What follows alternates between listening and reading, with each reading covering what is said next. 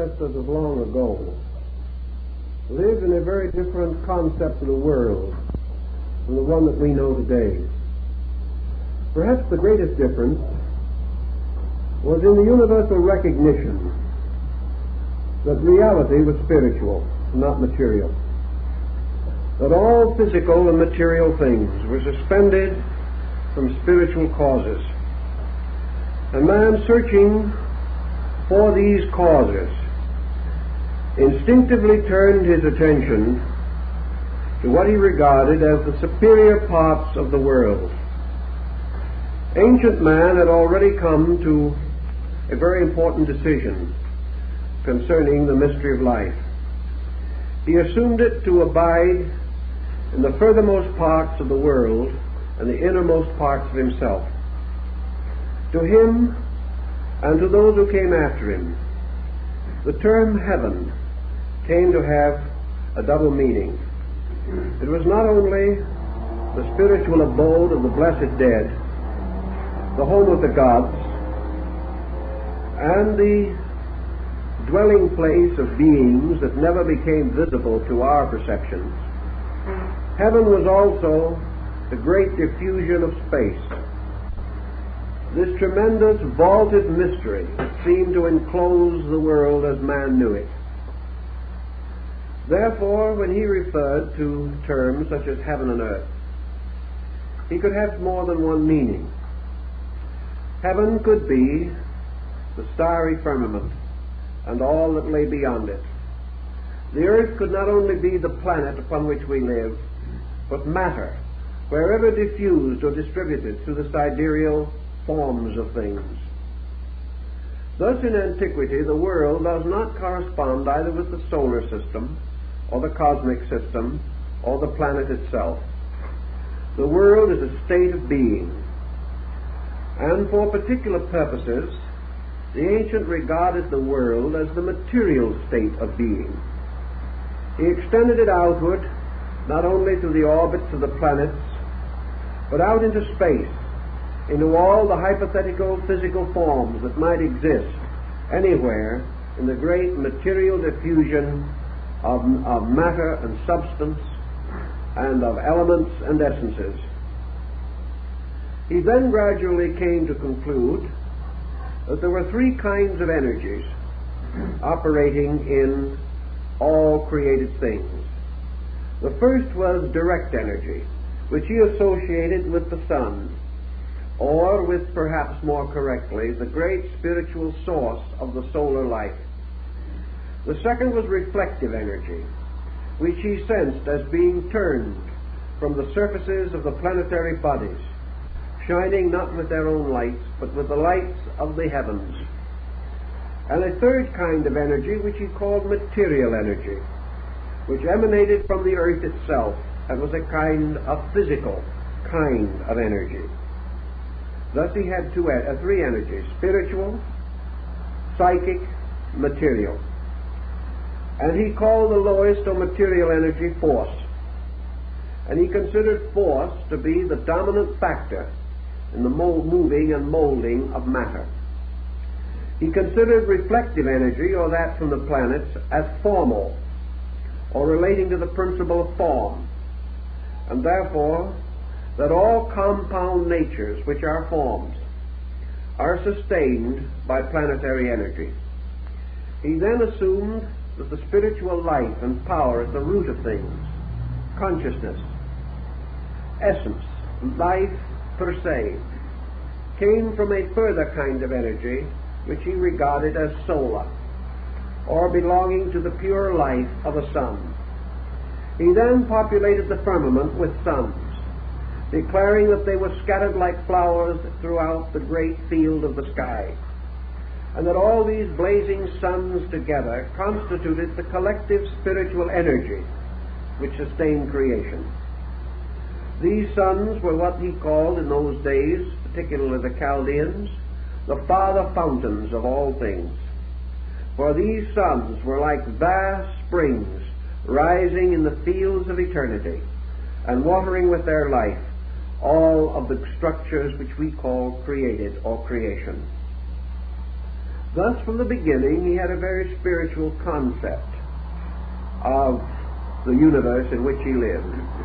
All causes came from the great spiritual sources of life. He did not fully understand these sources, nor was he perhaps equipped to analyze the astronomical mystery of the cosmos. But he did live under the strong conviction that the sky that enfolded him was the source of a life which came from divine beings, and that the heavens were populated with a race of gods, and that the shining eyes of these gods watched him at all times, and they spread the mantles of their starry forms over the whole of creation. Thus religion inevitably borrowed much of its coloring from these spiritual ideals. Today we hold a somewhat contrary viewpoint. We build upward from matter. We assume our own material state to be a kind of center from which we seek to expand or spread out into space. Perhaps some do hope to find in space the answers to the mysteries of existence. But we are groping out towards spirit, whereas our ancient forebears lived forever in the acceptance of spirit. They lived forever in the realization that their little life was rounded by a vast spiritual scheme or plan. It was natural that the ancients, possessing as they did so strong and powerful an interest in philosophy, should have gradually organized the primitive opinions and convictions that had arisen in human experience. Thus, by degrees, theories were developed, concepts were formulated to explain the great mysteries of space. These explanations were not essentially very different from our own. We use more scientific terminology, and we have certain calculations to support our opinions, but ancient man did not differ so much from us in conclusions as we might immediately suppose. We assume that he must have been ignorant in comparison to what we know. But as we have said in other talks, primitive man seems to have possessed an intuitive power to grasp at realities. He lacked the words, he lacked the convenient terms and idioms with which to express what he had discovered or what he had felt or known. But at the same time, he has left us, perhaps crudely but effectively, the record of his contemplations. So astrotheology must include this understanding of space, of the worlds, of creation, and of the laws governing all of these things. Perhaps one of the most complete expositions of this that we have will be found in the religions of ancient India. Here we find astronomer Brahmins, students of space and time, working with the great foundations of knowledge even as we labor today. These ancient Brahmins not only possessed unusual intellectual powers, but a tremendous daring of spirit, which enabled them to evolve and perfect concepts that almost overwhelm us even today. Their estimate, for example, of the length of life of a solar system was so mathematically amazing that we do not yet dare to believe it, yet we have never proved it to be untrue. All of these extensions, mathematical, scientific, rational, resulted in the gradual integration of a great concept of macrocosm-microcosm analogies of the operations of laws on different levels, and the gradual extension or expansion of the things that we know out into the great vistas of the unknown, seeking to conquer that which is beyond our sensory perception with the pure strength of our reasoning and intuitional faculties. So we have some interesting points which they made, which come within the province of our present thinking, and so we will attempt to expound at least some phases of their beliefs on these matters. To the ancient Brahmin, to the ancient Hindu scholar, space was first of all a totality, a unity. It was not an absolute diffusion going on forever and ever. It was a totality without boundaries, as far as we can conceive boundary. It was an allness that was also a oneness. For space, to these ancient people, was the ultimate answer. It was the only recourse of the mind or of the reasoning power in attempting to analyze an existence as we know it. All lines of research, all endeavor, all contemplation, moving from the familiar outward to the unfamiliar, passes gradually into a rarefied atmosphere in which mind and contemplation seem to fail. There is somewhere out there a point or a condition in which the conceivable fades into the inconceivable, the knowable into the unknowable. That which has an existence in time retires into an eternity. And in this great collective concept of ultimates, ancient man established his definition of space. Space was ultimate. Space was unconditioned, for it preceded condition. It was ultimately again unconditioned because it extended beyond condition. All things that exist arise in space and vanish into it again. Thus space, and all that it represents symbolically, is the eternal. It is that which has neither beginning nor end. It has no upper nor lower parts. It has no superior or inferior members. It goes on forever. Every part of itself full of life. Every part of itself germinal and seminal. Every part of itself capable of releasing beings from itself. It is a completely rich, inconceivable kind of earth, an invisible earth in which everything grows.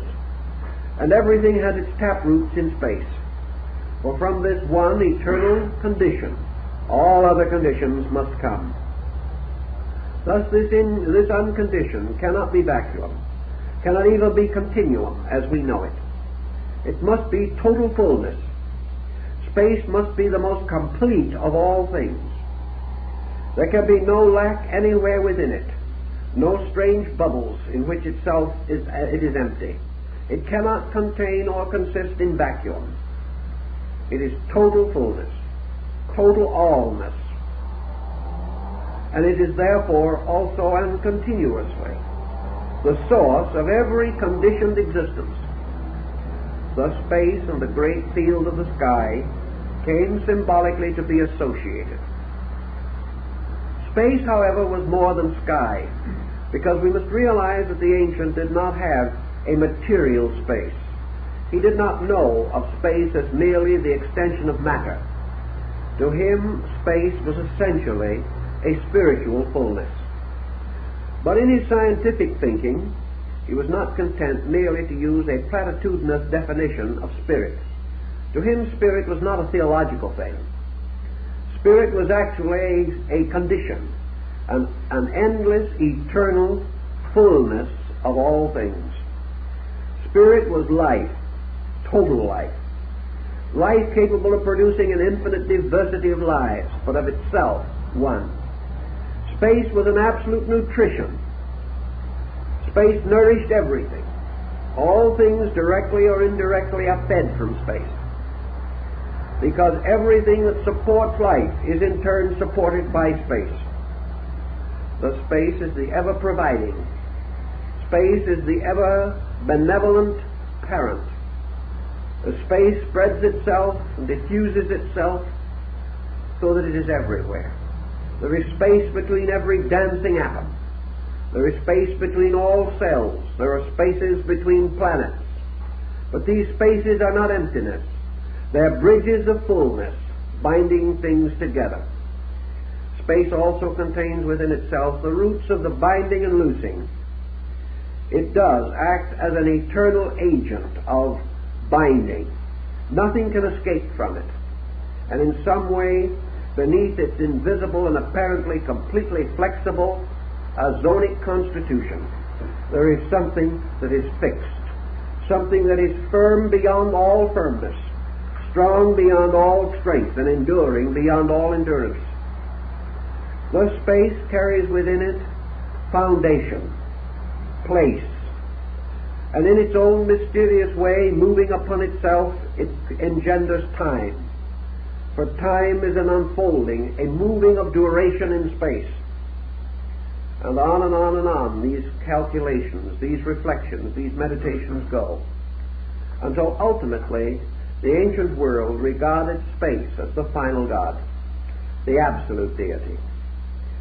Absolute because no one could find any way of discovering the finite within it. It maintained all finite things.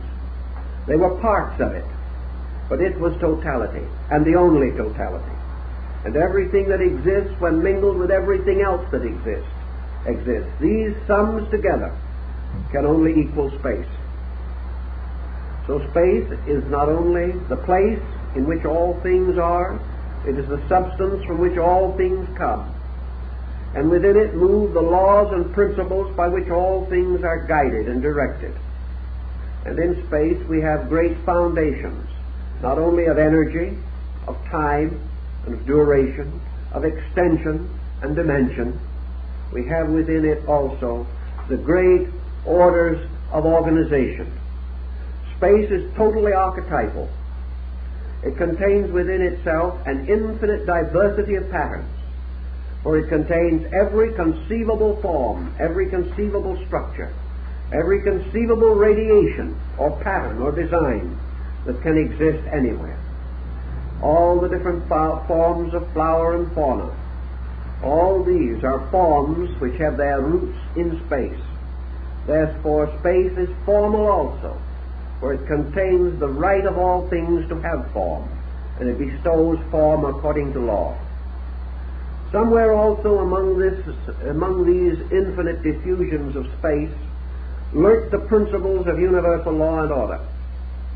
Here were the great patterns, not only of form and of structure, but of moral, of ethics, of all cultures and arts.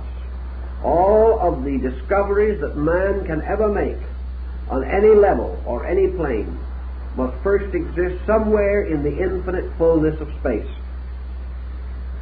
It was quite conceivable, therefore, that this term space had far more meaning than we give to it today.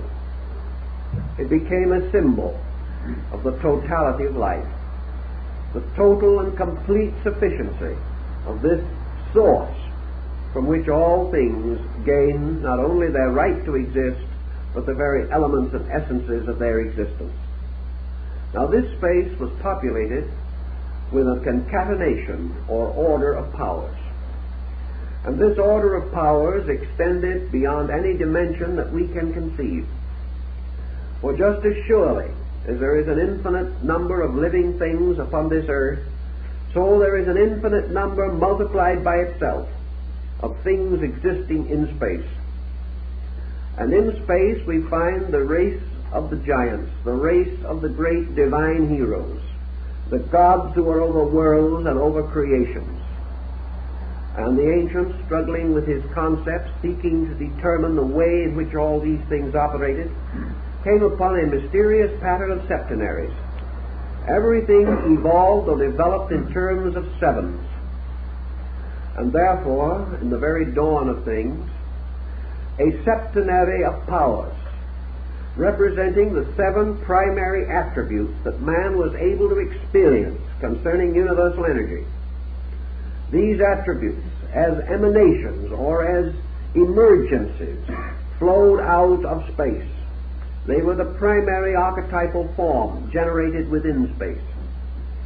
Now, by what means and under what conditions are we to assume that space, moving endlessly in its own nature and substance, should pass through alternations of objectivity and subjectivity? The ancient, observing everything else in space, assumed likewise that motion was there. Motion originated in a movement of space. Motion existed in two forms, or of two kinds: motion in suspension and motion in action. Space in its own substance was infinite motion in suspension. space contained the potential of all movement because it possessed all direction. But this movement passed through alternate periods of action and inaction, an immense rhythm residing within space, like a cosmic pulsation. Just as the tides of the earth ebb and flow, so the tides of space are forever moving, and space is either outpouring or indrawing constantly. Space is like a breathing, the breath of Shiva. It breathes forth worlds by exhalation, and it draws them back into itself again by inhalation. Thus everything in space is either moving from the spatial energy or returning to it again, forming great arcs and resulting in a curved continuum which ultimately ends in an infinite circle. These things, therefore, these beliefs, caused the ancients to assume that at certain times and under periodic conditions, space became objective. Space moved from its own pureness into the extension of itself, remained there for a time, and then flowed back again in what the ancient Indians called the days and nights of Brahma. And in the night of Brahma, the universe, space, cosmos slept, and in the day of Brahma it came forth again into manifestation. And when it first came into manifestation, it burst forth as a radiant or glorious energy.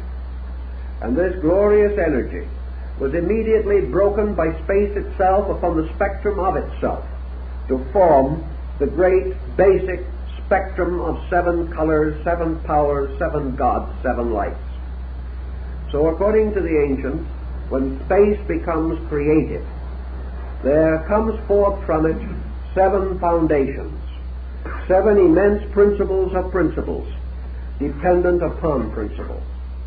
7 magnificent energies of energies, dependent upon energy. These energies are conditions of energy. And the coming forth of the 7 does not mean that space is 7 times manifested. Rather, that each of these manifestations is 1/7 of the potential of space, so that when they blaze forth together to their own total fullness, they reveal space. And these 7 became 7 great suns. And these 7 suns are totally invisible to the sight of man. They are 7 great centers of cosmic life.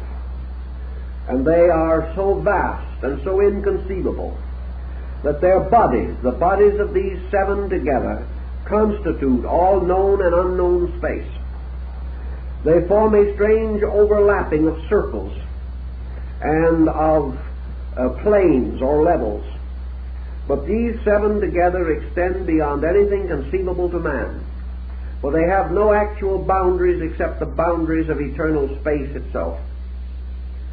These 7 great suns in turn gave birth out of themselves to 7, each one to 7 more suns. And these in turn burst forth and broke apart, radiated as 7 more, until this division took place 6 times, and the universe was filled with these blazing suns. And then came the 7th, and with the bursting of this 7th came forth that race which we call in astronomy universal suns. In other words, we haven't even gotten down yet to the point where astronomy can conceive or take over the procedure, because we are now dealing with the gradual filling of the parts of space set aside for creation with this tremendous race of solar beings. And at the extremity of the great process, as we know it, came forth the cosmic suns. And these cosmic suns each had its throne in the great diffusion of space. And each of these sovereign cosmic suns existed within the body of one of the greater orders, which in turn dwelt within one still superior to itself, until finally, by retiring upward through this tremendous cycle of manifestation, man returned ultimately again to space itself. Now these universal suns, each with its own power, created its family, broke forth into its own manifestation as cosmic suns. And these cosmic suns in turn brought forth their progeny of lights, and these became the suns of solar systems. Thus our sun is one of these, said by the ancients to be 8 degrees removed from cause, and to be therefore one of the lesser lights of the sky, one of the smaller parts. And the other great orders of suns and their cosmic systems and their universal chains and their great space organizations became symbolized to the ancients as the great field of constellations. For these constellations to the ancients were all alive. Everything in space was alive. There was no death. And these orders above us were simply races superior to our own, races of solar giants, each in turn part of some order greater than itself, until finally out of all this mystery and diffusion came the simple mystery of our own solar world. Now these suns in space, cosmic, universal, and beyond, each had its own progenies, and each produced its own kind of planets, and these had their luminaries. And within the orders of all these great systems, creatures came into existence. Creatures even whose names we know nothing about, but who were the citizens of vast orders infinitely greater than our own. Some of these orders were so great that our entire solar system would not be as large as one of the simple organisms evolving within one of the still greater ones. All of these speculations came finally down to man's concept of the solar deity. And the solar deity was therefore the direct focal point of all these other powers.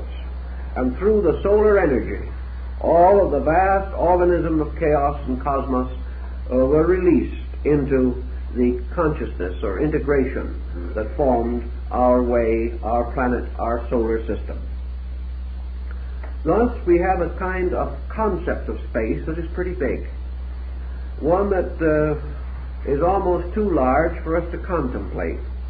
And within all of this tremendous diffusion, everything is unfolding and evolving according to law. And this law is not something imposed from without, but something which is natural to the energies themselves, by means of which this diffusion is maintained. All of these processes obey their own natures, and as each thing obeys its own nature, it becomes the law for those things less than itself, or that exist within its own nature. Thus the purpose of a thing becomes the law of its parts. A man living within the mystery of the solar field, therefore, follows the laws of the sun, and follows the geometry and psychology and astronomy of the solar world itself. Man contemplating these things from his own earthly position, looking up therefore into the sky, and unable to contemplate the totality of this mystery by rationality, divided space into 3 stratifications. That is, suitable to his own comprehension. He recognized that there were more classifications, but they were simply beyond him. But he did see in space 3 apperceivable things, 3 qualities that he could, to a degree, comprehend. And the first of these great diffusions of the firmament he called the first motion, the primum mobile, the great motion of the world. And he declared that this motion, this rhythm, this tremendous continuance of ever-flowingness represented to a great degree the life of God. That this life was a life forever in motion, both quantitative and qualitative motion, far more than anything we know. But he likened this motion to the tremendous motion of the heavens. He saw the heavens moving about the earth in a great pageantry, an eternal processional, without beginning or end. Then the second division of the heavens, which he recognized, was a kind of psychic field, which was located between the first motion and the firmament. And this psychic field was the seed ground of souls. For as all spiritual things had their life in the first motion, so souls had their life in the first formative processes of space. Souls were therefore the oldest of forms, inasmuch as they were all compounds, composed of a spiritual and a material factor. The third part of this great circle of the heavens, the third concentric layer of it, the one inward and nearest to man, was called the firmament. And this firmament was a kind of wall built around space, a crystalline wall, enclosing within itself the mechanism of the solar system. Therefore, beyond the planets and their orbits were these three divisions of the sky, going on and on and on. And in these divisions were the abodes of the great creator gods. Always these gods dwelt in the heavens, in the firmament, because to the ancients the heavens represented the sphere of causes, the sphere of principles and energies, the invisible from which the visible came. And this invisible was a world of itself, a thing apart, populated by beings that were real but invisible. And to these were given various names, and they were called the gods.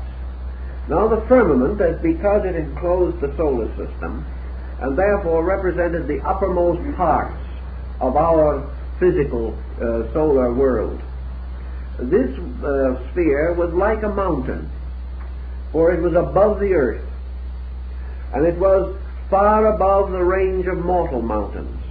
And to the Indian philosophers this mountain was Meru, the abode of the gods. To the later Shivites it was Kailasa, the great mountain of Himavat.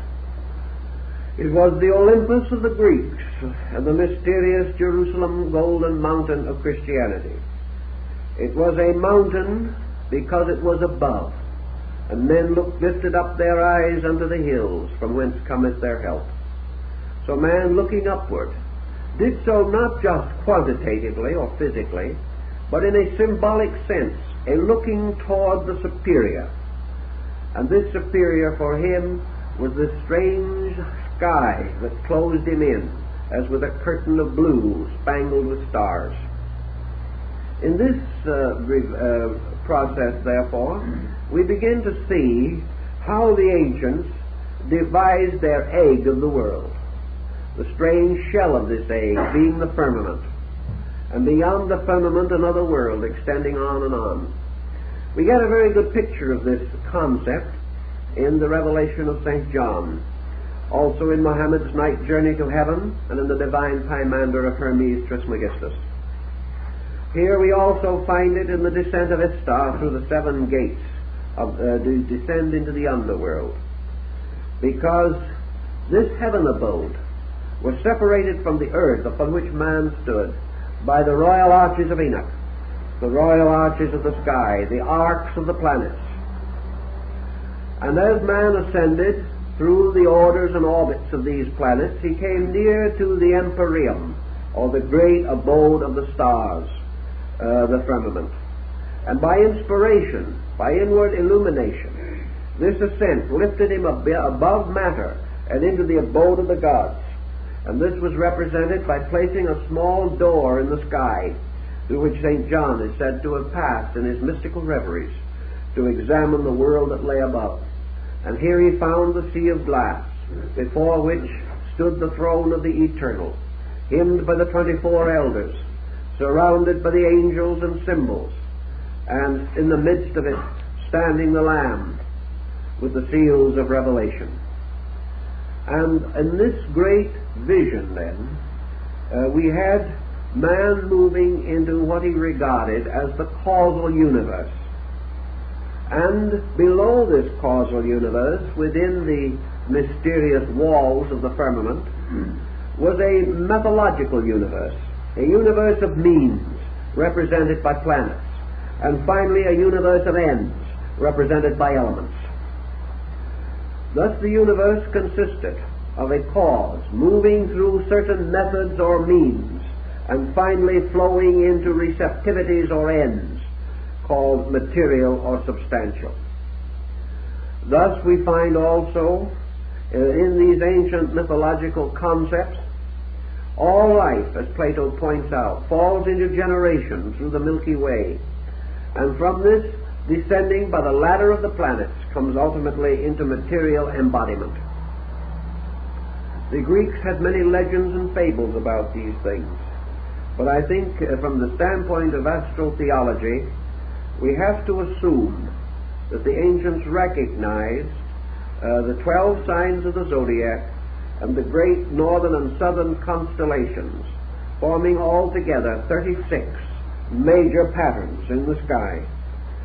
That the ancients represented these or recognized them as the channels through which the great universal energies beyond man's conception flowed down into the mystery of his solar system and into the mystery of his own corporeal life.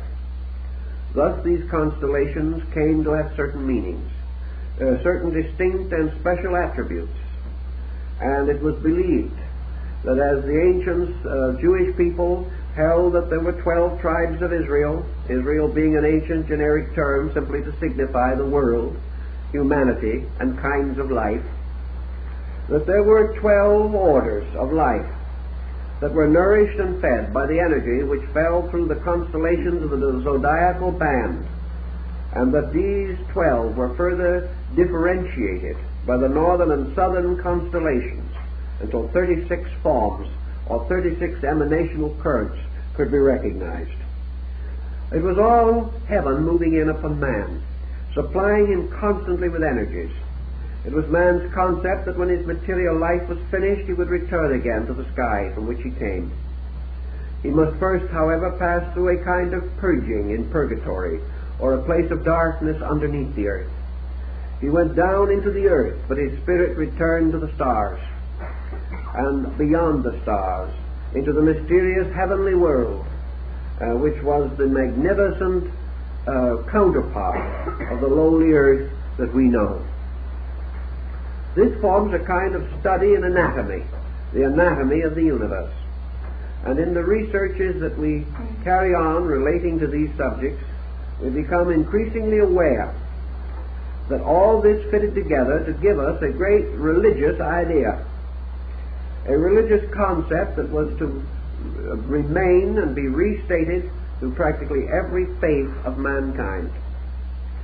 So let us try and examine for a little while the development of the concept of the mysteries, as these mysteries depended upon the constellational diffusion.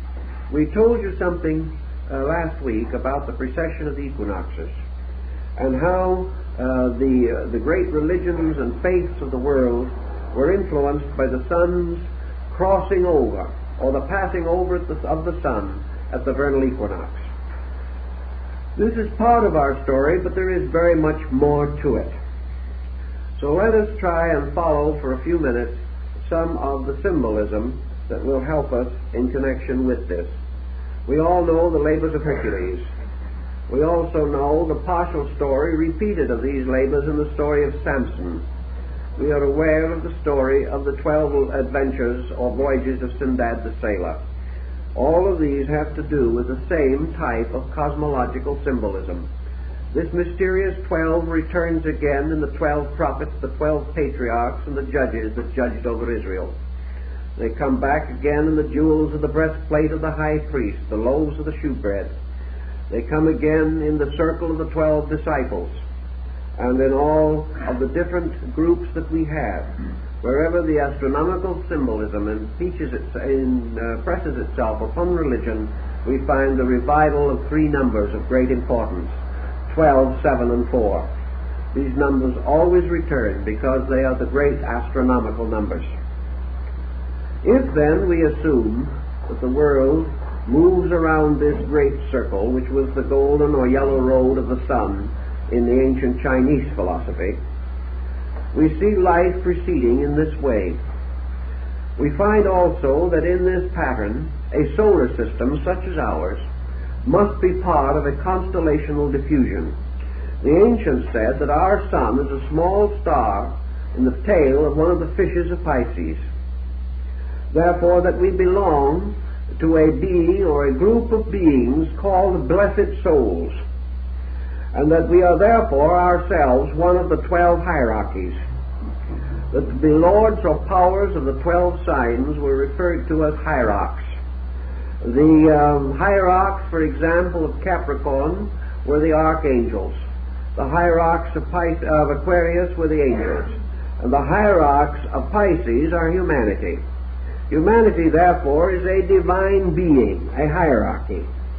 And this divine being is one of the 12 orders of life, supported by the zodiac, as we find it encircling the empyrean.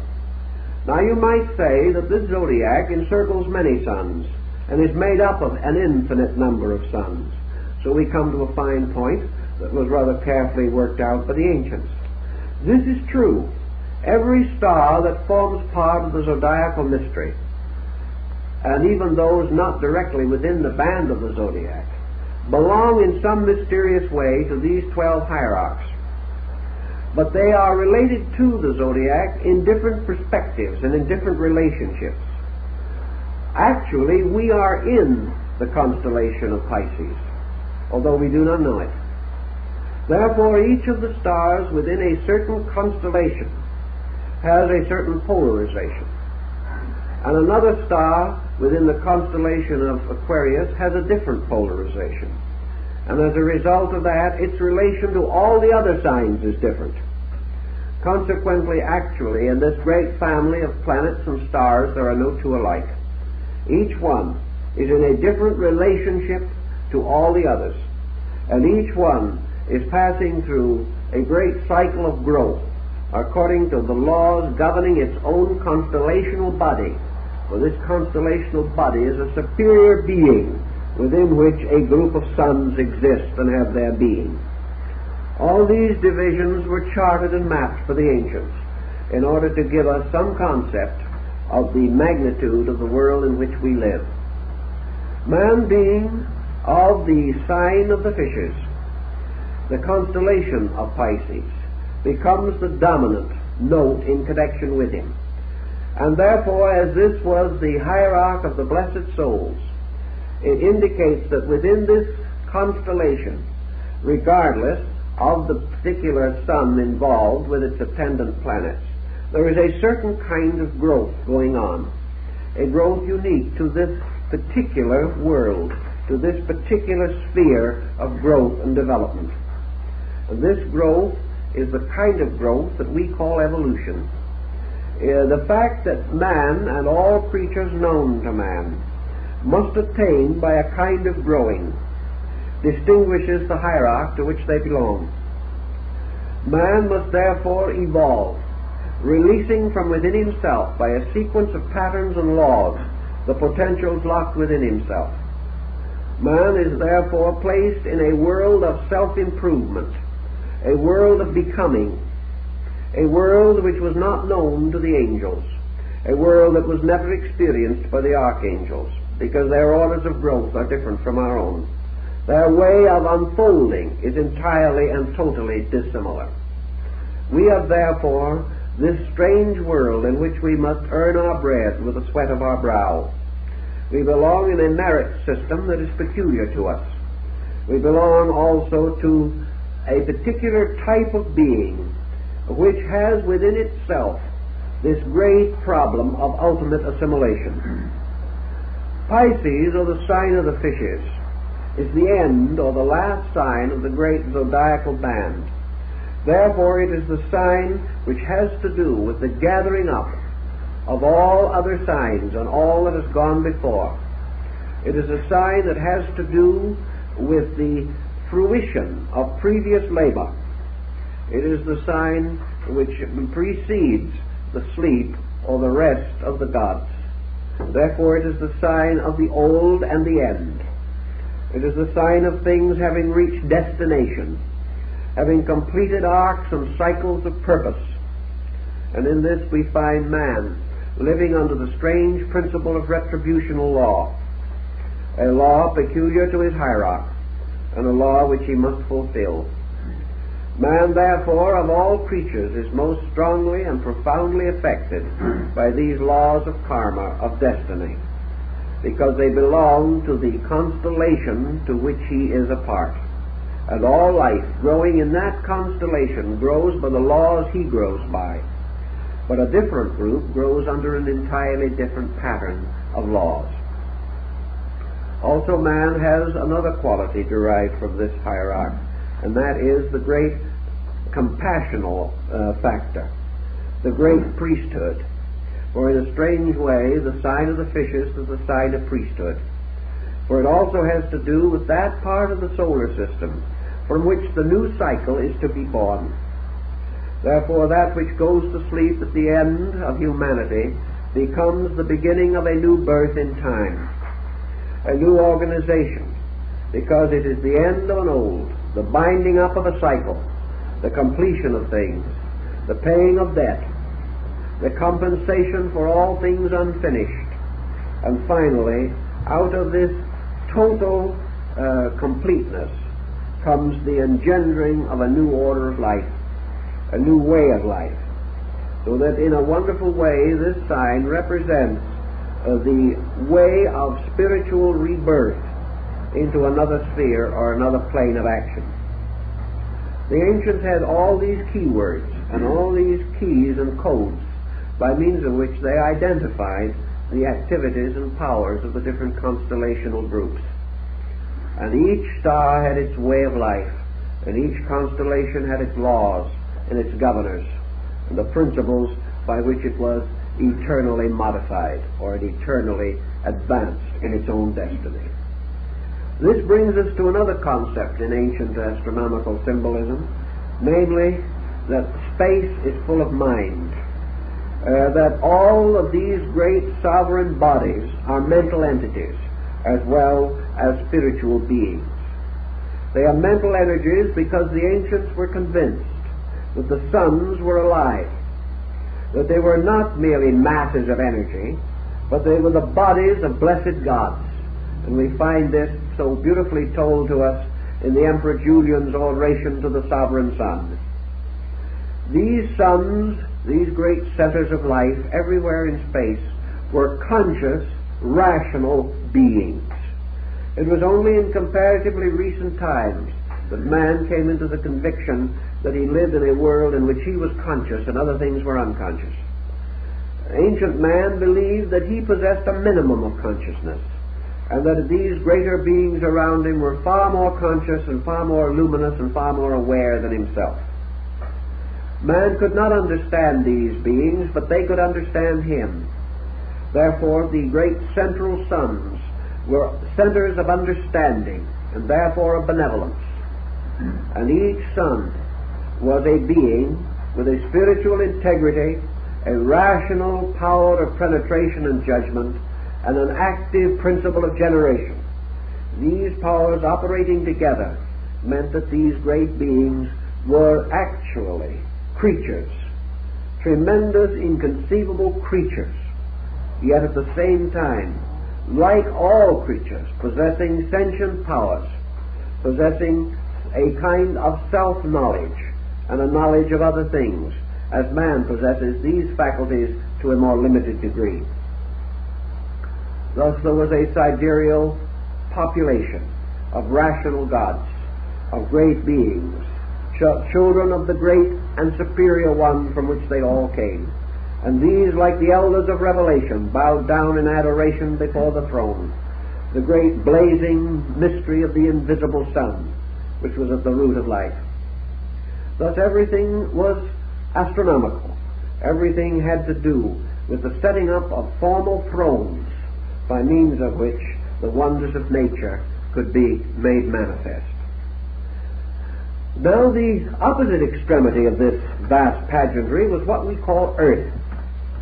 And Earth was a very strange thing also, because Earth was not, as we consider it, something substantial beneath our feet.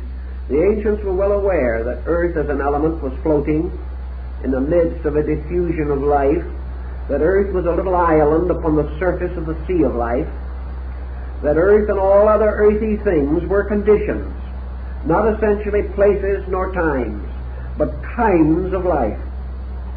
And Earth was to them a privation of active principles. Earth was the negative pole of heaven. Earth was the infinite receptivity into which all things of a dynamic were forever flowing. Earth was like a vessel that captured life into itself. Man's body was of earth. Therefore it was likewise a vessel which contained and captured within itself the life of heaven. All earthly things were therefore shadows, symbols, negative extensions of life, not absolutely deficient in life, but deprived of it in some way or part. Thus what we like to think of as matter was merely a temporary condition in this great mystery of life itself.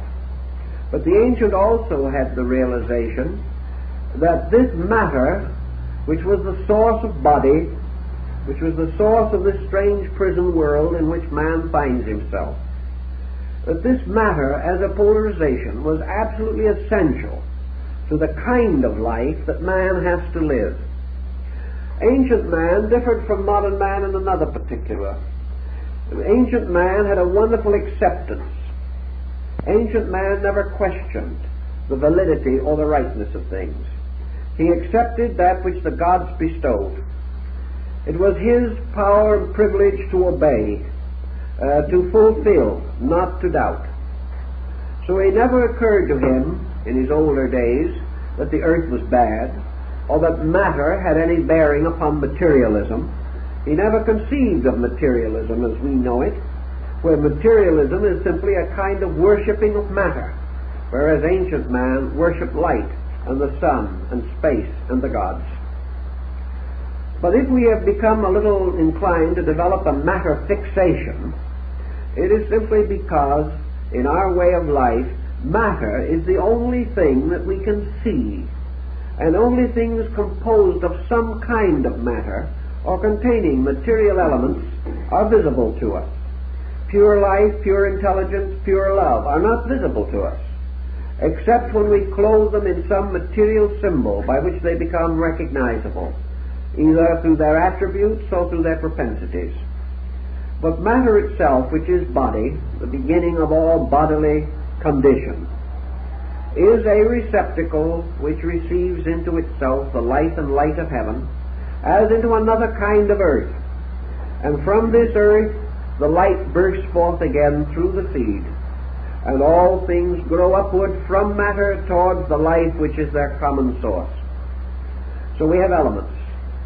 Elements not only in our earth, but elements throughout space. For space everywhere is polarized.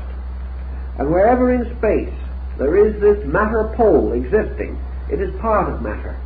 Therefore matter has nothing to do with our solar system primarily or our earth primarily. It is a condition that exists wherever life moves out into activity, because it represents the receptivity which must receive that activity. And without polarization, life cannot manifest itself. And the moment it is polarized, it becomes life and matter. So matter is the infinite challenge, that which must ultimately be filled with life and must ultimately again return to life. Now matter produces out of its own mysteries bodies, and bodies themselves cannot exist merely out of matter. Matter is the substance, but there must always be the sculptor.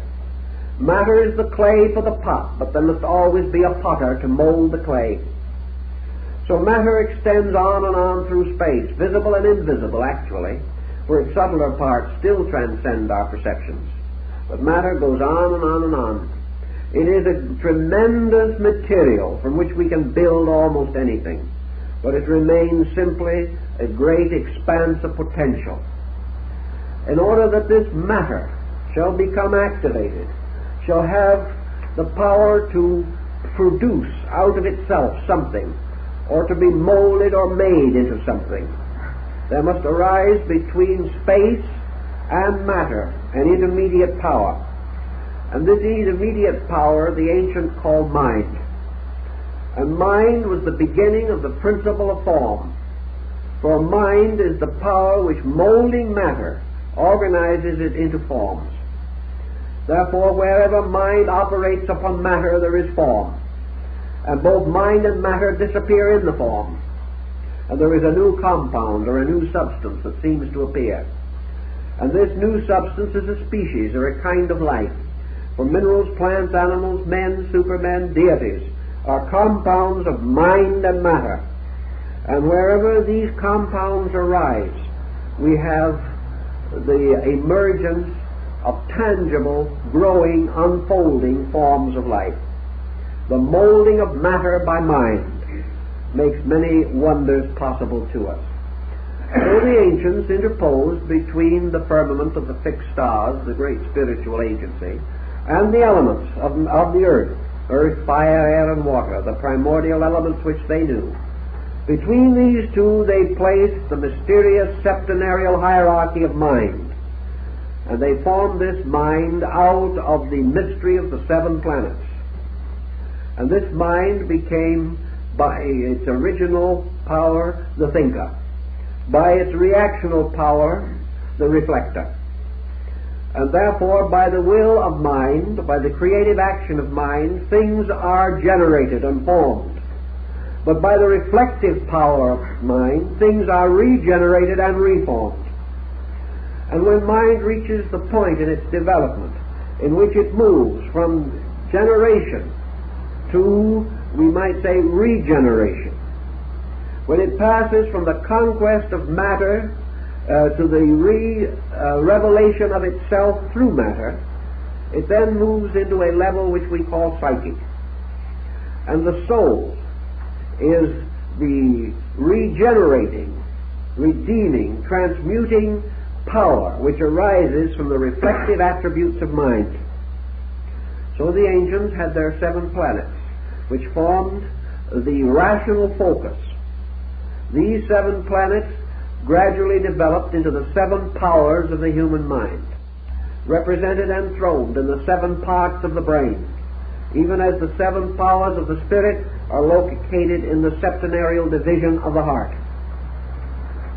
The mind, therefore, with its 7 powers, became a second kind of creator, known as the demiurgus, or the God who creates formal things, in which the God of ages is to be enshrined, is to find his material sanctuary among men.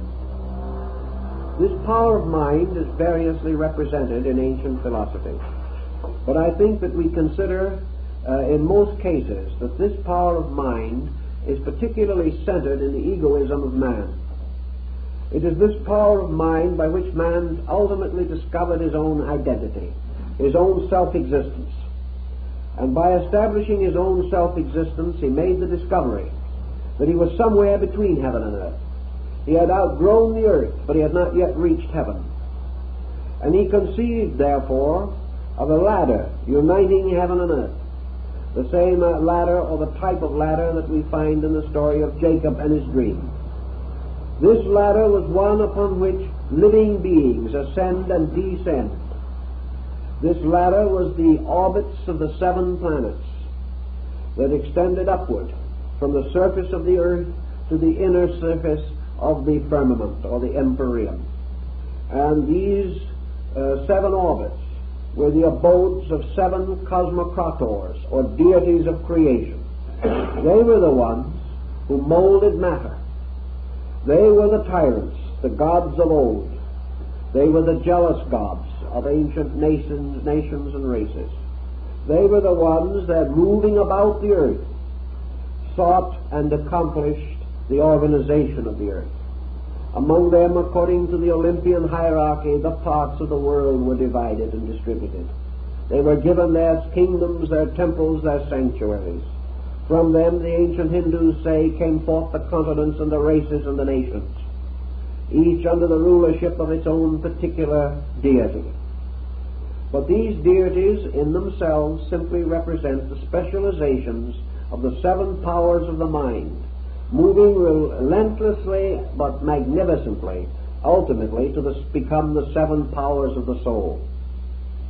Now this transformation of these 7 as first appearing focusing their energies upon matter to produce creation, and finally becoming 7 doors through which creation escapes back into a spiritual state.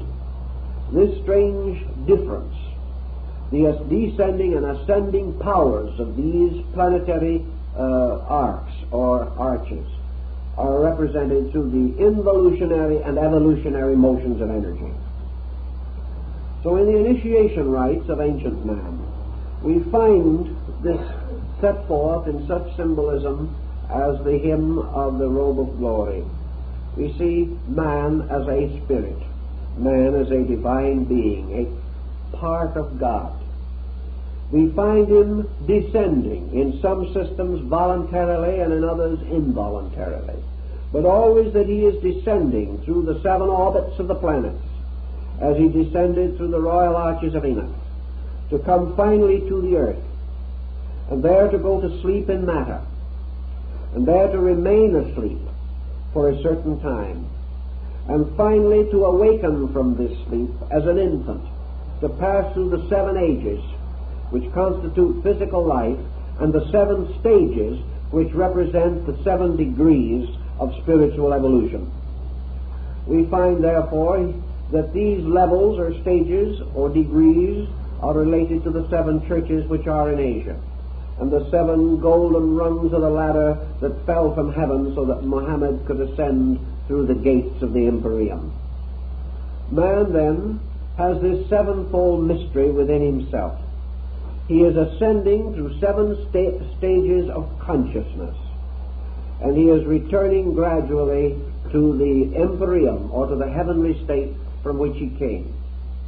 He ascends through his own growth, through his own disciplines, and through the perfections of arts and sciences, for every labor that he performs is part of the septenary. Every degree of growth which he attains is part of it. His evolution through races, his evolution through religions, cultures, through great epics in history, all these turn back upon the septenary, and all parts can be measured and determined by the 7 levels of the soul, by which it ascends to the light from which it came. These are the 7 souls of the ancient Gnostic doctrine and of the Egyptian teaching about immortality. So we have man as a creature passing through an initiation ritual. He descends through the 7 orbits, becomes locked in the abode of darkness, and then from darkness he re-emerges. And in your doctrine of Neoplatonism, you find the 7 steps of consciousness ascending from opinion through sense to knowledge and finally upward to illumination, which is again the perfection of the psychic life in man. Incidentally, and by all these points, it is curious that in the evolutionary process, it is not the personal life of man, but the psychic life which must be saved. It is not the individuality, but the universality in man which is important. And this must be brought ultimately and finally to its total liberation. So we have these orders of ancient planets. And we go back to our Greek system, and we find several things that are of great interest to us. In the Greek theology, for example, we find that originally the great God was called Heaven. And this God was called the great Father God, and he was Uranus, the sky deity. And this sky deity ruled supreme for a great period of time, and then his kingdom was taken from him by Saturn. And Saturn in turn lost his kingdom to Zeus. And Zeus, in order to save his kingdom and to make possible its ultimate regeneration, fashioned in a mystery and carried in a golden thigh bone the mysterious infant child Zagreus, or Dionysus, who was to be the radiant personification of the God himself. This deity, Dionysus, was for the salvation of the world. Now let us see what this all means when we start to develop it. We see then that heaven, Uranus, losing its kingdom to Saturn, is the beginning of generation. This means the first orbit within the great mystery of the sky itself. Saturn was the ancient one, the old god, Cronus, and for some mysterious reason the ancient named the outer orbit of the solar system in honor of this deity, placed the symbol of Saturn as the sign of the ancient one, Cronus or time, and made this god the devourer of his own children. And Saturn, in order to preserve his kingdom, destroyed his children by eating them as rapidly as they were born. But finally, the wife of Saturn substituted a stone for one of the children, and this deceiving the god, Zeus was permitted to live, and Zeus in due time took over the kingdom of his father and fulfilled the ancient prophecy that was written in space. The legend here is rather obvious. Saturn is time. Time devours its own children. It devours everything which is engendered within it. Nothing that is born in time or of time can survive time. Therefore, we have here a problem in substitution. By a subterfuge, something that was timeless was introduced into the pattern of time, and in this way Saturn was outwitted to produce out of itself or from itself the deity Zeus or Jupiter. Now let us go for a moment and remember that our ancients were not concerned with mere physical phenomena. What did Saturn represent? Saturn represented to the ancients supreme wisdom. Saturn was the ancient power that must ultimately also devour everything less than itself. Therefore, all things that are born from wisdom must ultimately be devoured again by wisdom. This was the strange, abstract, contemplative wisdom of meditation. This was meditation from which things are born, but to which all things must return again. This was a kind of consciousness which engenders, but holding and possessing, always forces the thing which it has created to return to itself again and be dissolved. So Saturn, representing the beginning of creation, also becomes the symbol of death. For everything that is created must die. And everything that is born of the race of the Volsung in the Nordic mysteries is destined to the tragedy of the Götterdämmerung. All the heroes of the world must die, because they are the progeny of death. So anciently Saturn, or Cronus, was represented carrying the scythe of death, sometimes represented as the reaper, and often as an aged person, often as a skeleton. Saturn was then the devourer, the ultimate. Saturn was the beginning of motions which in themselves must end. Saturn was the beginning of separation, which is itself the supreme illusion, and must lead ultimately to the end of its own existence. So Saturn plays many parts, often apparently in complete conflict with themselves, but always there is one underlying principle underneath, and that principle is that Saturn is strangely both beginning and end.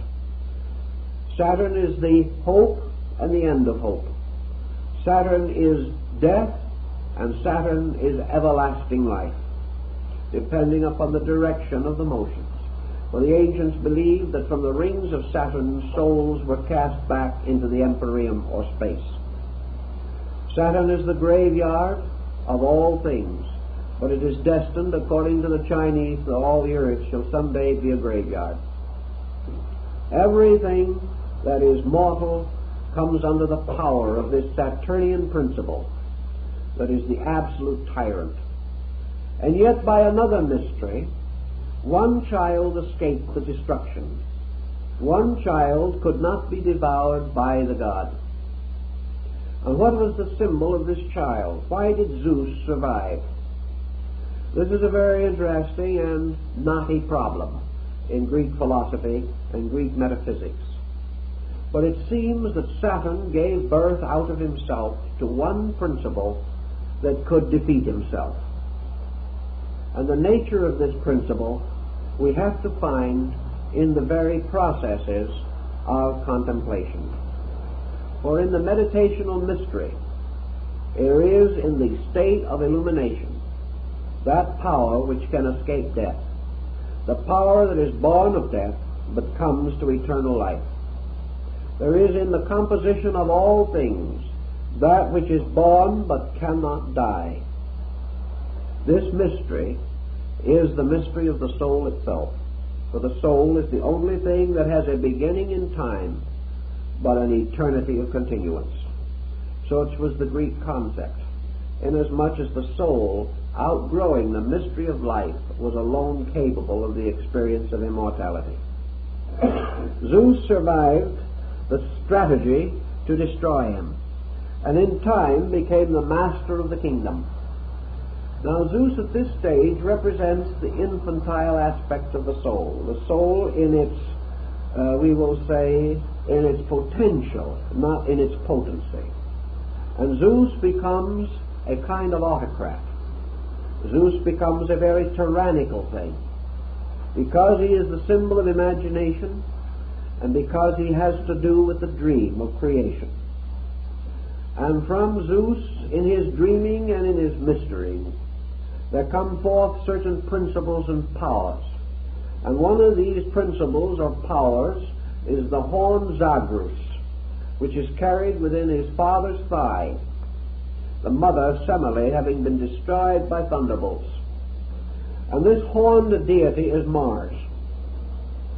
Now Mars, therefore, is the next in our order of descending planetary orbits from the sun, from the sphere of Saturn.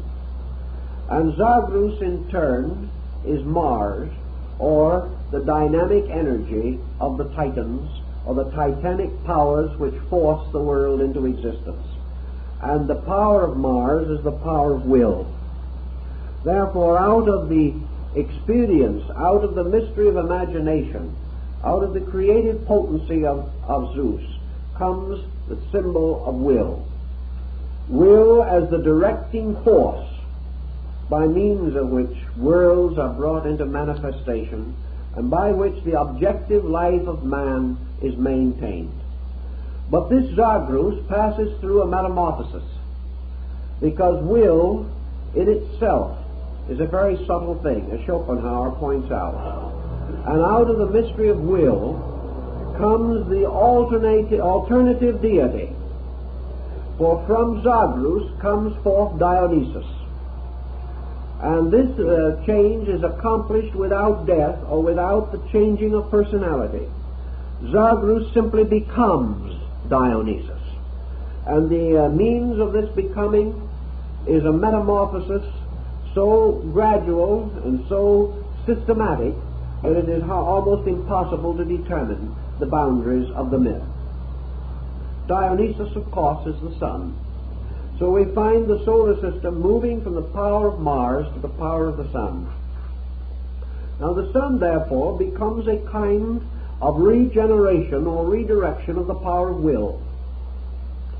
And out of will, the will of the creating factor of Zeus, the will born of heaven, comes this other kind of will, which Burmese terms the divine will.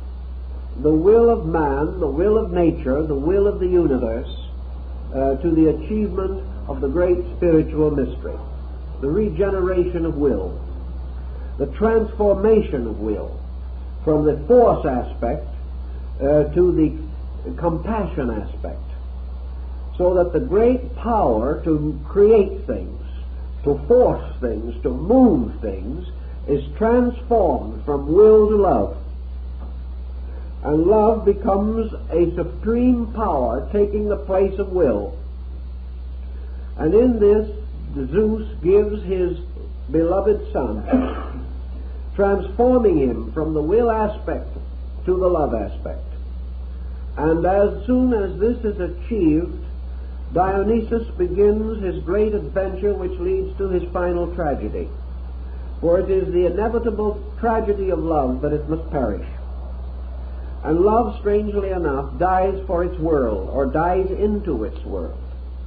And in the mystery of Dionysus and his adventures, we have the focal point of the human ego. Dionysus becomes also the human spiritual entity, born of will and perfected in love. A creature created by a fiat of power, but perfected by a renunciation of power.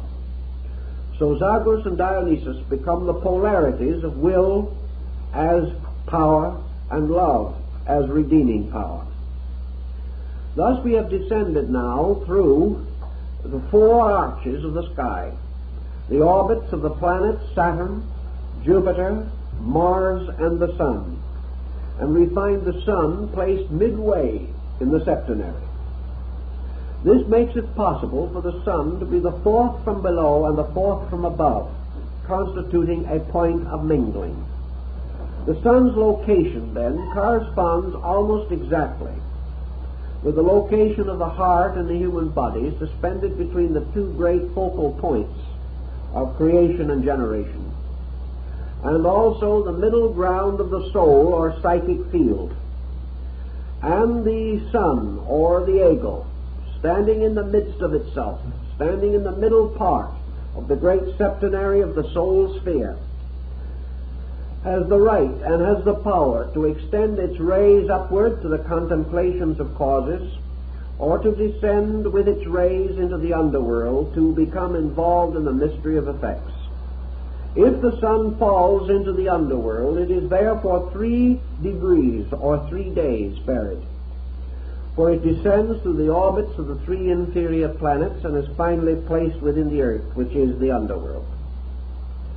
And in turning further downward, this new power, this power which we call the compassion or love of God, falls next into its reflection or negative correspondent, becoming involved in the mystery of Venus, which is like the Venusberg in Tannhäuser or Kundry in the Parsifal cycle.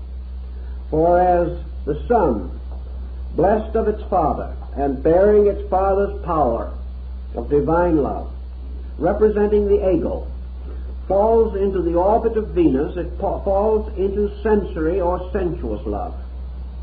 It falls into the personal out of the impersonal, for it is descending downward now into the mystery of illusion. And Venus is the guardian of the garden of illusion. And Venus represents the appetitive and emotional powers of the soul. Captured within these powers, held like Parsifal in an enchanted garden, the soul begins to substitute human emotion for divine emotion, substitutes attachment to form for attachment to life, substitutes the beautification of externals for the glorification of eternals. And so this great psychic entity falls into the orbit or sphere of Venus, who is the mistress of the oceans, born out of the sea, born out of Maya or the dream.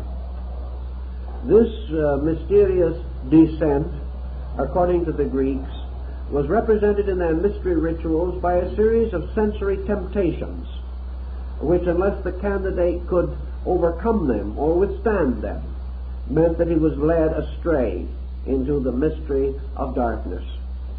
From this orbit, the psychic nature falling into generation, and now we will say clothed with the emotional power of Venus, therefore with sensory appetite and emotion, falls then into the orbit of Mercury. And in the orbit of Mercury another factor takes over. For Mercury is the symbol of the critical intellect. Mercury is the symbol of sensory perception, deriving its authority through the 5 senses. Thus the objective sensory perceptions of man are represented by Mercury. They are the senses which are the messengers of the gods. They carry the sensory reflexes from the external world to man, and from man outward to the external world. But by now he is captured in the illusion. Therefore now, not only does the emotional nature tyrannize him, but also the intellective principle, in its negative polarity, Mercury, begins to burden him with opinion. divides him, creates criticism, sets him upon a division of learning, of attitudes, in which little by little the unities of knowledge are lost, so that Mercury makes him the critic rather than the knower. It makes him the intellectual rather than the wise person.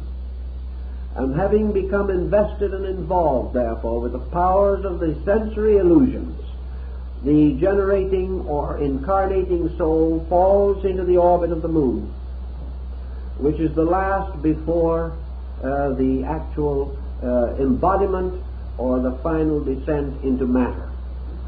The orbit of the moon is the orbit of imagination. Imagination, supported and sustained by sensory perception and the amatory principle of Venus, closes in upon the individual, limiting the soul more and more to a kind of life that emerges only from within itself, or as the ancient Greeks said, placing man totally under the tyranny of his own interpretation of things. For imagination creates the world we live in. We do not live in a world as it is, we live in a world as it seems to us. Every neurosis, every bitterness, every defeat in our own nature colors our concept of the whole world. And as our own disillusionments increase, as our own vitality decreases, the world closes in upon us as a terrible or hateful thing. Imagination gives us false motivations, limits us and binds us constantly with the effects of our own inward imageries, drawing upon the darkening resources of our inner lives. In our slow descent, we come finally into the amazing and incredible condition that we no longer even are capable of seeing the world as it is, knowing the world even with the aid of the sensory perceptions, because everything that we see is instantly interpreted. Everything that we contact is distorted and deformed by our own imaging about it. And so we finally land in a kind of personal universe in which each individual creates his own world in spite of the world he lives in. And instead of being a citizen of the earth, he becomes only a partisan within his own tiny world, the world perhaps of himself alone, or of his family, or of a few limited ties. He loses complete sight of even the facts of the world around him, creating an imaginary series of facts that are valid only to himself, facts which are constantly subject to change because they are not real, because they have no foundation in abiding truth. And according to the Greeks, when this descending being reaches this point, it is coming very near and dangerously close to the final involvement. For the material world, which we call the earth, is surrounded by a kind of humid atmosphere. Thales was one who developed quite a philosophy of this humid atmosphere. But having reached downward now to the orbit of the moon, the soul is swept down into the humidity of the earth. And this humidity closes in upon it as water upon a drowning man. And once, as Heraclitus points out, that this humidity captures the descending being, it intoxicates it. And the peculiar fetid aroma of death which is on the earth, the strange world earth which is made of the rotting of things, as the ancients said, that as life crawled out of prehistoric slime and mud and the elos of the primordial sphere, so the earth itself is a strange kind of humid atmosphere, like that in a hothouse, where we have the smell of the earth and the strange steaminess of it. And the ancients said that this was a kind of atmosphere which, when the soul becomes immersed in it, acts like an intoxicating liquor. The soul becomes drunk or intoxicated, as we find in the myth of Cupid and Psyche, where Psyche, having been immersed in matter, can no longer walk straightly, but walks with a strange twisting motion, staggering about. This staggering of the soul in the humidity of the earth was said to lead it finally to the point where it drank the waters of Lethe and passed into total unconsciousness concerning its own nature or its own substance.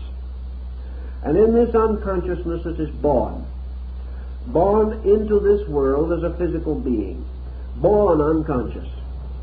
Not only born unconscious, but doomed to remain unconscious, not only through the childhood and infancy, but into maturity and old age, because consciousness truly must have escaped in some way from this humidity of earth, and if it does not escape, it is never able to express itself.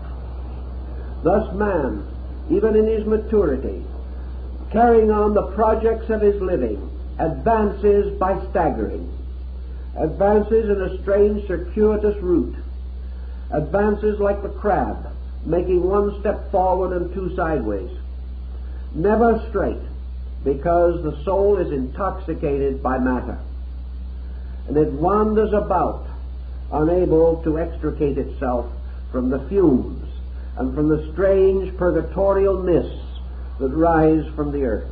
Of course, this is the symbolic story as told in the mysteries, but the point of it is rather obvious, that the being once enveloped and enmeshed in the substance of body is locked within it, and being thus locked within it, struggles desperately to escape, but cannot find any way out of body. This was the beginning and end, essentially, of the doctrine of Socrates, was that man must discover a means of rescuing his own being from the strange humidity which we call ignorance.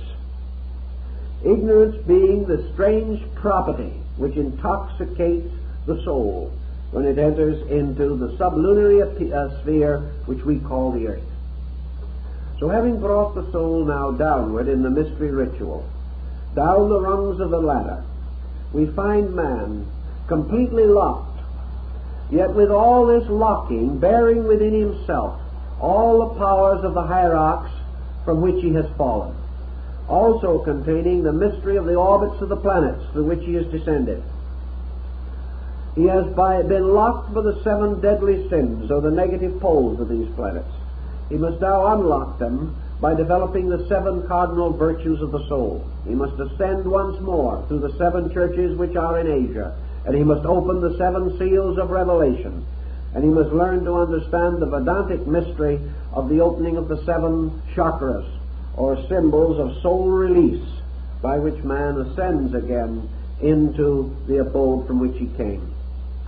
To make this ascent possible, the ancients say that institutions were set up in the world, and these institutions were in every case in some manner reminiscent of the universe.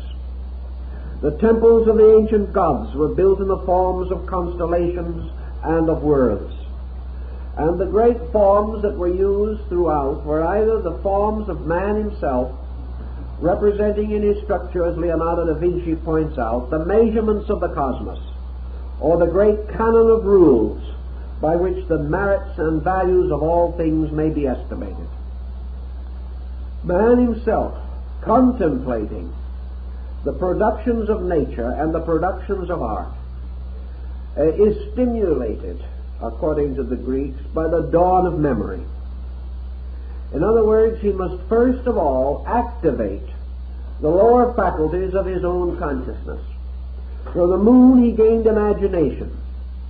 Imagination, by its abuse or misuse, cast him into matter, causing him to look downward, see his own reflection in the pool, and like Narcissus, perish trying to embrace the likeness of himself. But man ascending must ascend back through these orbits by transmuting each of the energies and making the destroying powers the redeemers. He is able to do this because within himself was placed the blood of Dionysus. He contains within himself the life of the solar mystery. And because he possesses this, he is potentially capable of overwhelming or overcoming the creatures that guard each sphere all the way back to the world from which he came. Man is greater than the angels. Man can escape because by nature, origin, and substance He is superior to the thing in which he is captured. If man had been created in or differentiated from any one of those 7 levels, he could not ascend above it. But because he was created above them all, he can be restored to his own natural destiny. Because he was enslaved rather than created, he can be liberated rather than annihilated. Thus, that which is within him, being superior to the world, cannot die with it,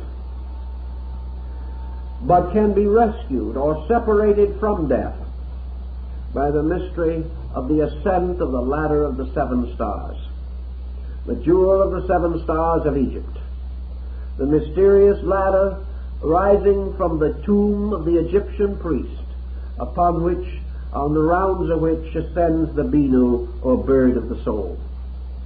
So man's locked within matter, finding locked also within himself the 7 lights of the candlestick and the 7 mysterious angels before the throne. He discovers that within him are the 7 powers which imprisoned him, and each one of these powers, through cultivation, becomes a liberator. Therefore, man, to redeem himself, must redeem the 7 powers of the planets. Thus, in the ancient alchemical mystery, the philosopher's stone was composed of the substance of the 7 planetary metals, which, when properly brought together, or purified, or redeemed by rotations, as they were called, would ultimately produce the elixir of life, the philosopher's stone, and the universal medicine. So, coming back up, man discovers that imagination is to be now his leader. He must redeem imagination. And this redemption of imagination is perhaps one of the labors upon which man has worked from the earliest periods of history. He has been trying to use this strange formative power within him to ennoble rather than to destroy. He has sought to escape the pit that we are in today and make out of this neurotic instinct the great creative agent, the magical agent of liberation, as Paracelsus described it. For imagination is the thing that makes it possible for man to dream that he is better than he is, dream that he is able to achieve. For everything we have fashioned and created in this world was first in the imagination of man, and then by building a foundation under dreams, he advanced the common cause of his kind. So the purification and redemption of imagination causes man to first imagine and then comprehend the magnificent integrity and order of the universe. He sees himself as a God. He sees himself as a divine creature, and is moved by this vision to become like that which he desires to be. So out of imagination then comes what the ancients would have definitely called a certain sensory organization. And on the level of this sensory organization, we probably can place the whole structure of science. For here, with the mind's lower faculties under the rule of Mercury, man begins the integration of his world. He begins these projects of the mind which seem important to him, but which in the universe are probably totally unimportant. They are important only for what they can do for man and not for what they can do for the universe.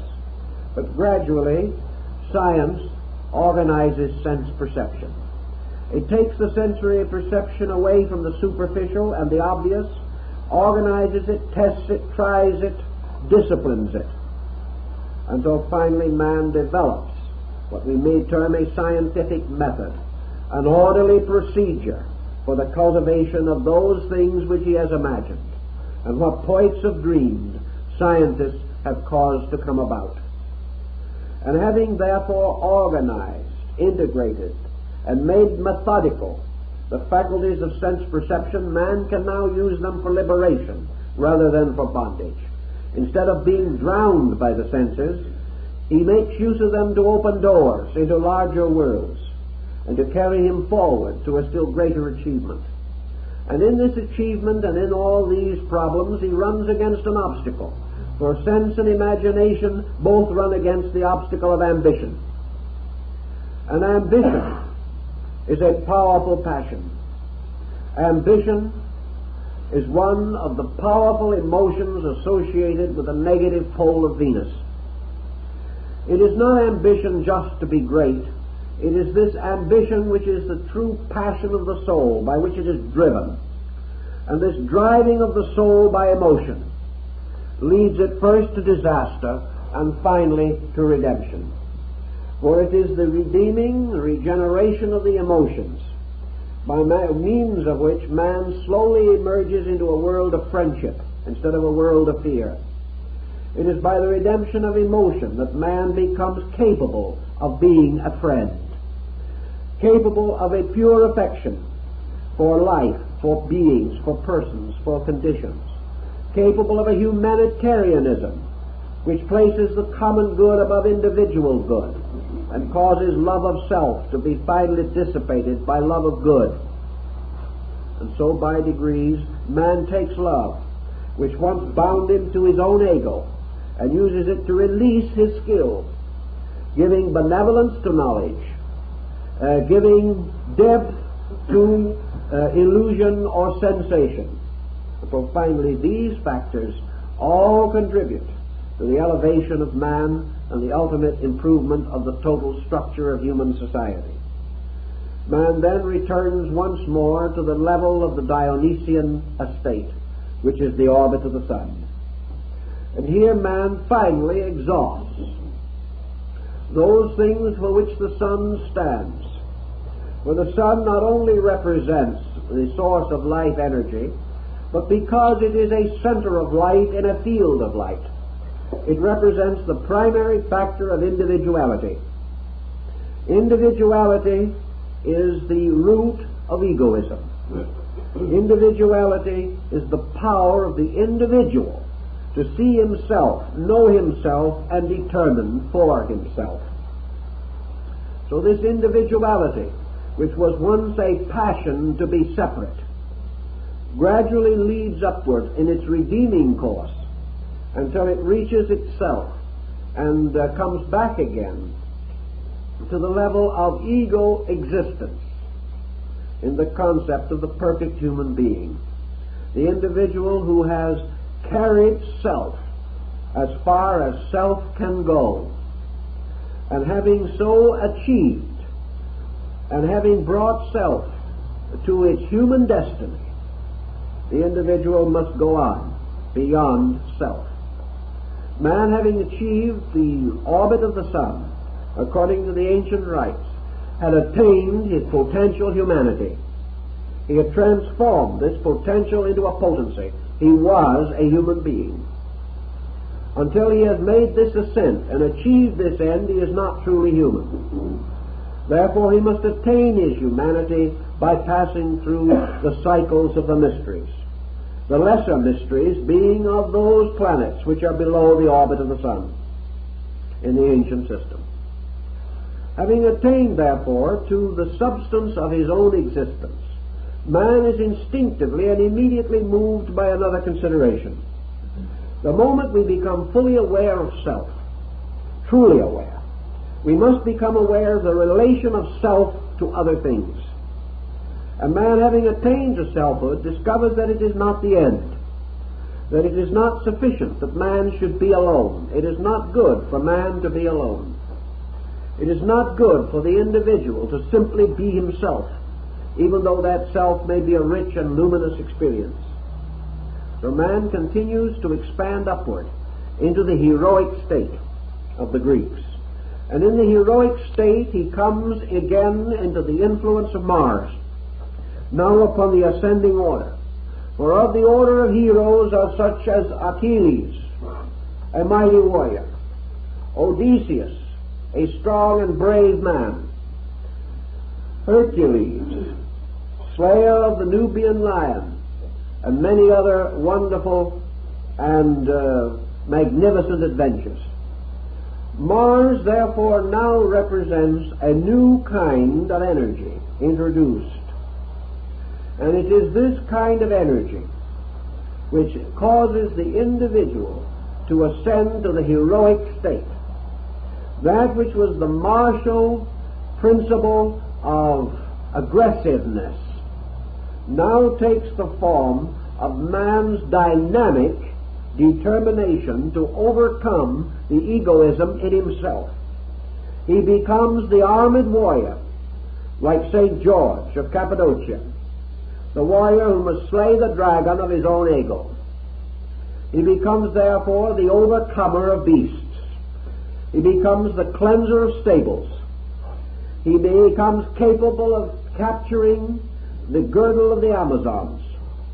One step by step he achieves the heroic state, the hero represented by the man of spiritual action.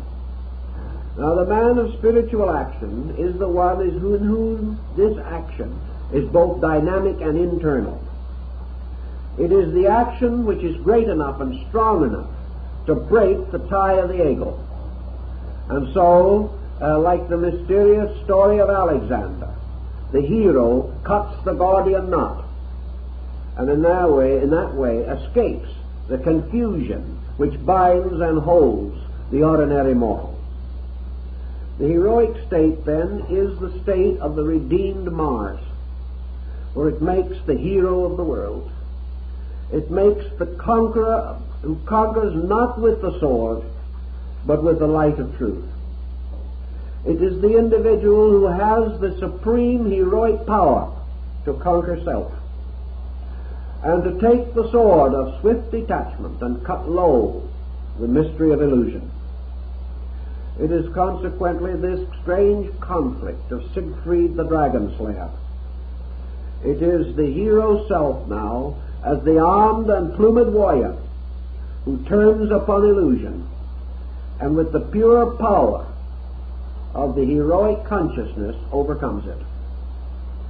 In the Greek legend, therefore, those who thus overcome and thereby achieve the reversal of the curse placed by Zadrus in the descending order, these who then ascend are reunited to the demiurgus Zeus, entering into the Jupiterian state.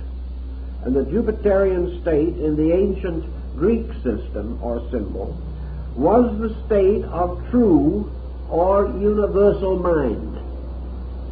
Here the individual begins to take upon his own consciousness the mind which is above ego. This is the higher monastic mind of India, the mind that transcends thinking as we know it, so that it becomes what the ancients call the legislative mind, the mind that begins to seek for and gain identity with the law. Thus, the mind on the level of Zeus is mind consciously identified with universal law, for it is by law that Zeus brought forth the world, and it is by law that man folds up the world again and puts it away.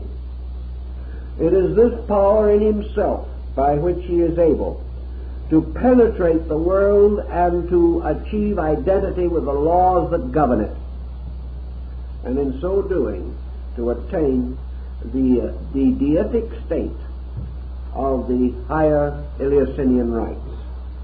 Thus, this is the law, this is the type of mind that is the pure reflective mind, the mind which in the descending arc objectified to create the world, and on the ascending arc subjectifies to experience the power above the world.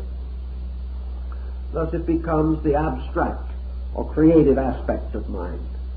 And having thus accomplished its destiny as mind, it returns to the father whom it first outwitted, and that is Saturn.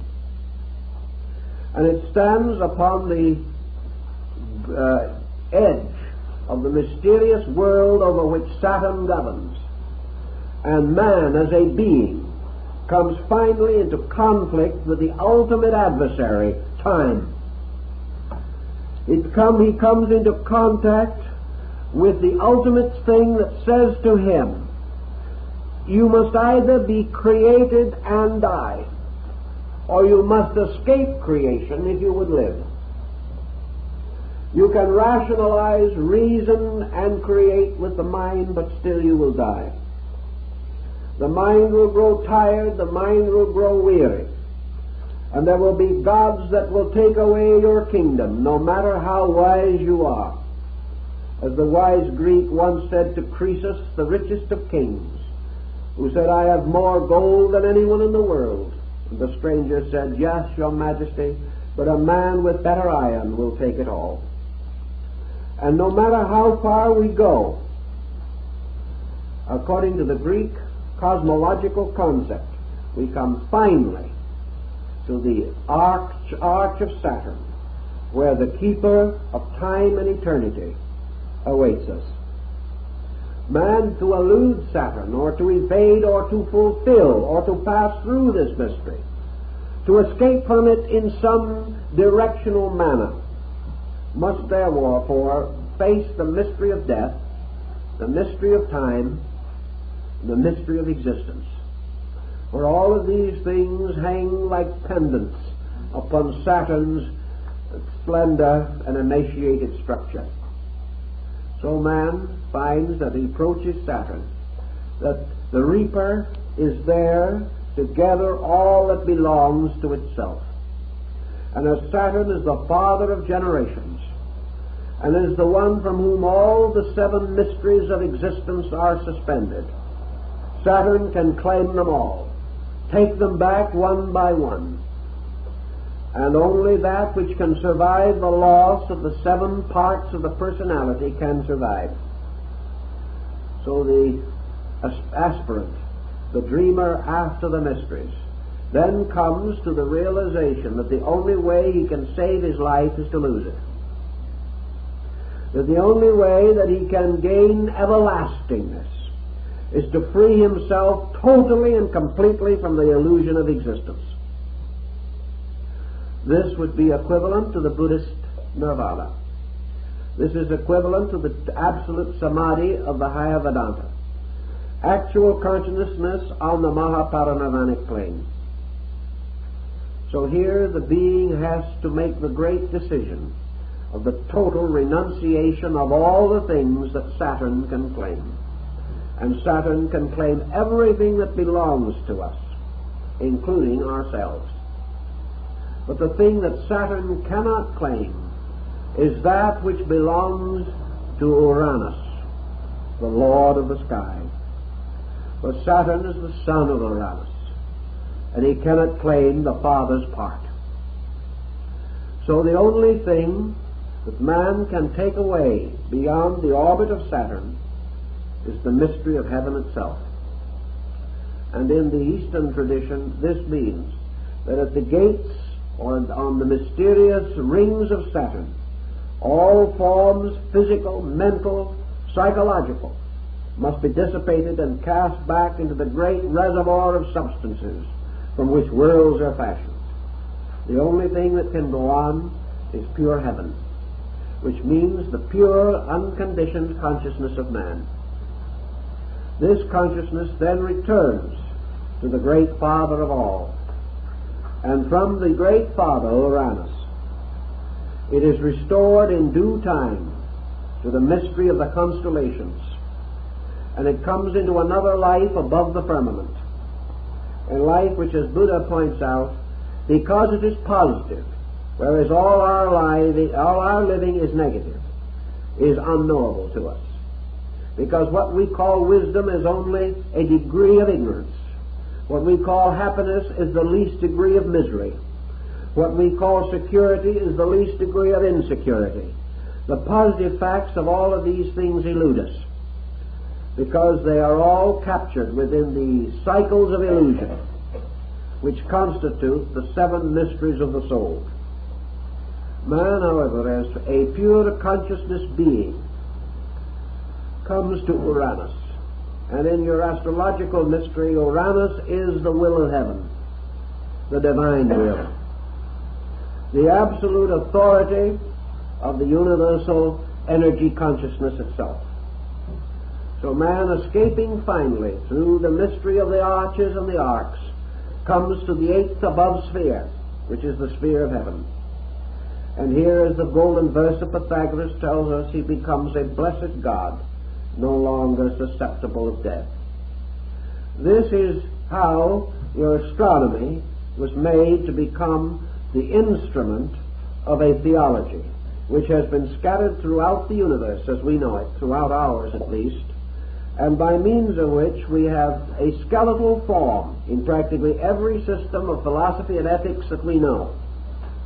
This mysterious descent and ascent of the ladder which unites heaven and earth as a series of moral qualities. And as our time permits, we will go into it a little further, but I guess that's about all we can do now.